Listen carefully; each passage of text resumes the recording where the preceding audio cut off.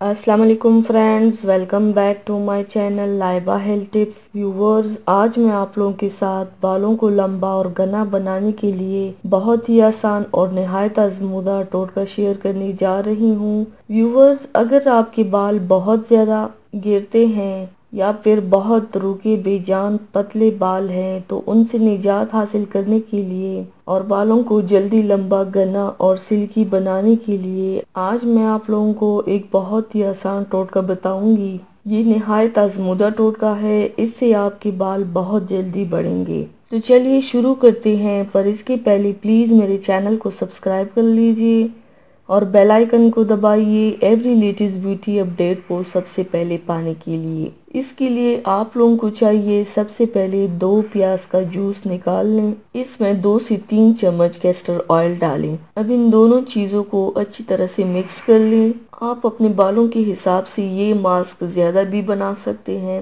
अब मिक्स करने के बाद इसे बालों की जड़ों से लेकर पूरे बालों में हल्के हाथों से मसाज करें। 2 से 3 घंटे के बाद बालों को शैम्पू से धो लें। इससे आपके बाल बहुत जल्दी बढ़ेंगे। ये दोनों चीजें बालों के लिए बहुत ज्यादा फायदेमंद है। साथ ही बाल गिरना भी बंद होंगे और घने बाल भी होंगे इंशाल्लाह। तो व्यूवर्स, ये थी मेरी आज की वीडियो।